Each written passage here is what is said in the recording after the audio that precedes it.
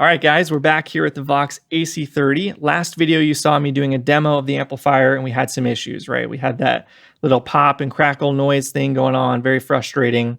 Well, fast forward to today, I cannot replicate that. I did have a tube fail, so you can see the JJ gave up the ghost there and lost vacuum. Once I replaced that and I combed through everything, the amplifier has been rock solid. I've played it for probably 5 or 6 hours since then. Loud, full band gig level volumes, and it's been totally fine. No issues whatsoever. So I think it's good to go. Yeah, I think it was just a tube issue, which is great. Now, there are a few other things I want to get done to this amplifier, and a few things I'm going to get done today in this video, and then a few things down the line. But I have a goal. My original goal when I started this series, and I mentioned it, was to gig this. I had a couple gigs coming up. Well, the last of those 2 gigs that I mentioned is tomorrow, and I really, really want to try and play this amplifier at that gig. So there's 2 things I want to get done today that will kind of enable me to do that.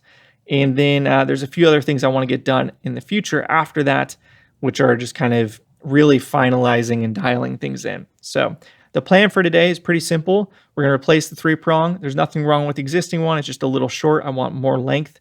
It just becomes hard when you're gigging. If you don't have a really long power cord, sometimes you're really stuck, and there's not a lot of wiggle room where your amplifier can be.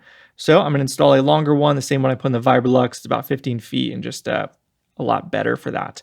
The second is a new bias resistor. So I've got this Dale style 10 watt 68 ohm, and that's going to be replacing the Radio Spare 75 ohm resistor that's in it now. When we bias this amplifier at 120 volts, it biased at just under 100% dissipation.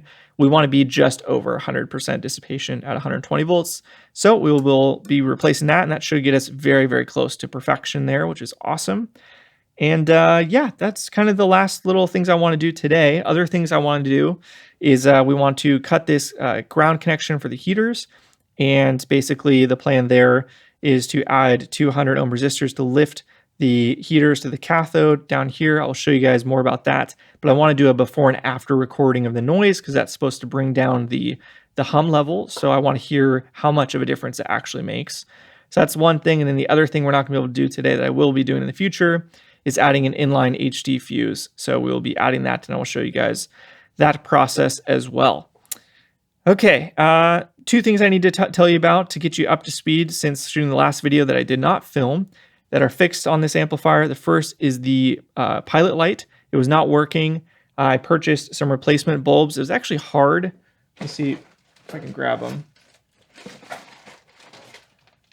See, there was actually hard finding a replacement because it is a screw-in style instead of a bayonet style, which is more typical that you see with these. So Amazon, I looked everywhere, I couldn't find any, and I looked on Amazon, and there you go. I think the bulb is at E10, I want to say, something like that. But anyways, yeah, very, very happy to have that replaced. Confirmed it works. Now I can see the amplifiers turned on, which is awesome. And the other thing is this connection off the top boost card. So really quick, I'll zoom in for you guys. So unfortunately, my goal was not to break any tags. Unfortunately, I broke one. This tag right here. Now, the good thing is that this whole area right here is not used normally. This is all done for the top boost add-on, but that's not normally used at all. This is normally just empty, so it's not a big loss there. But I moved this. You'll notice that the metal part is under the tab instead of over like it was before. When I got the amplifier, it was over. I kept it in there like that. But I actually saw somebody recently list a 64 AC30, and they have this exact same top boost card kit. It looks identical. The knobs are identical. They are old vintage Bakelite knobs, and it's got the same black plate here, same everything. So very interesting.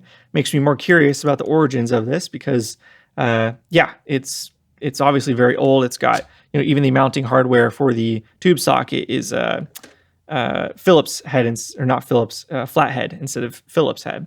So yeah, I'm not sure the origins of it, but it is very old either way. And I wanted to remount it to go lower, just like the other one was. And in lifting it up, and I was very gentle and very careful about it, it broke the little tab here.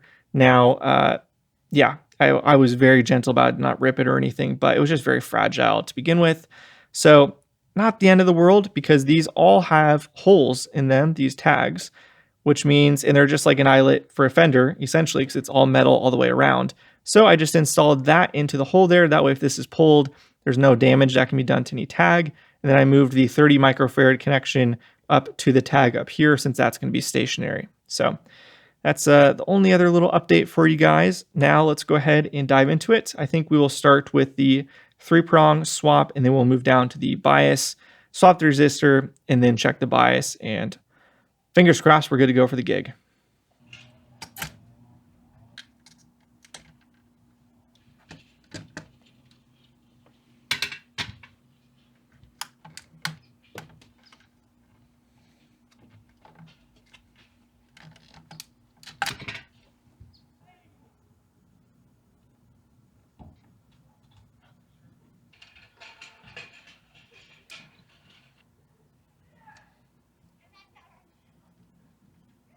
All right, there we go. New 3-prong installed. Should be good to go, and I will have much more room doing gigs, which I'm very happy about. So, awesome. Now we can go ahead and move on for the cathode bias resistor. I've been acting as long as I can remember, but my dance is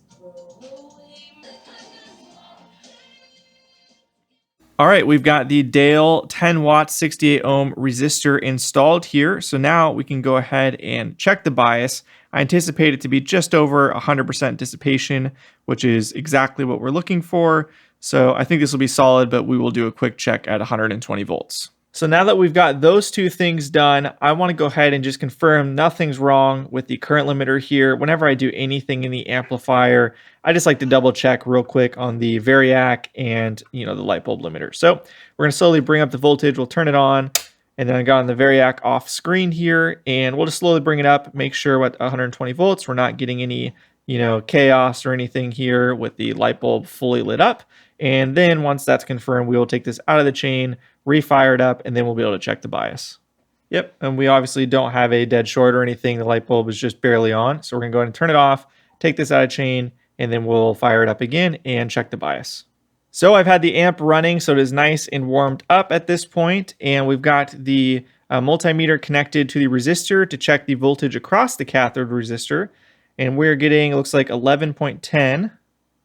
It's varying a little bit, but 0.10, 0.11, that's not going to make a difference. We measured across the resistor the ohm before turning it on, and it was 68.9. And then with the calculations here, we just need to get the plate to cathode voltage. So let's do that real quick. So we've got plate to cathode voltage. We're looking at 321.6. Put that into our calculator. This is the Robinette calculator. And just confirm everything else here. For tubes that share the cathode resistor, that's all correct.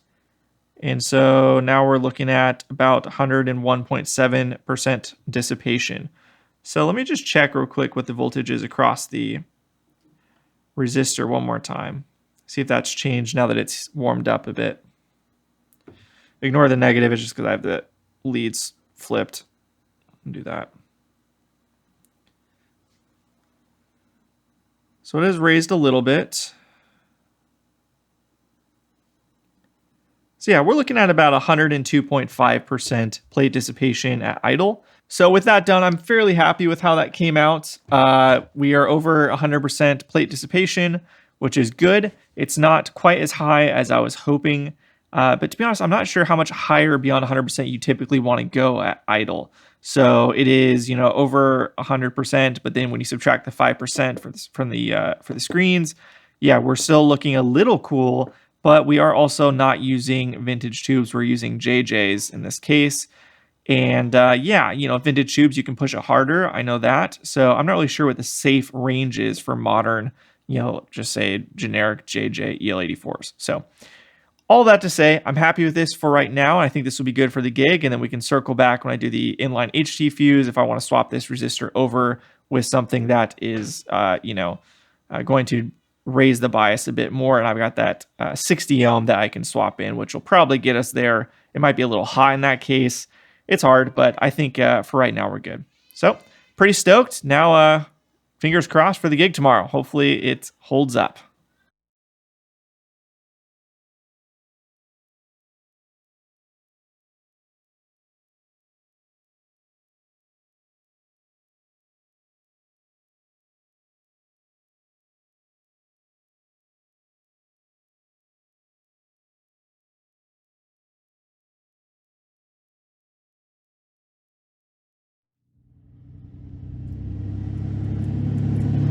All right, we are playing at the famous Belly Up tonight.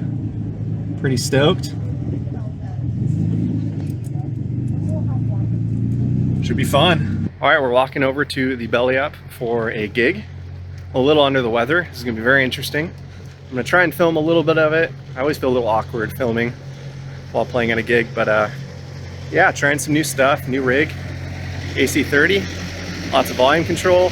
We'll see how it goes.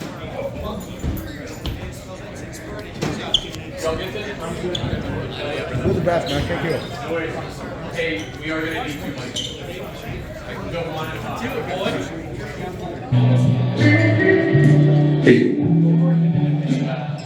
This is on. Is that 2? Yeah.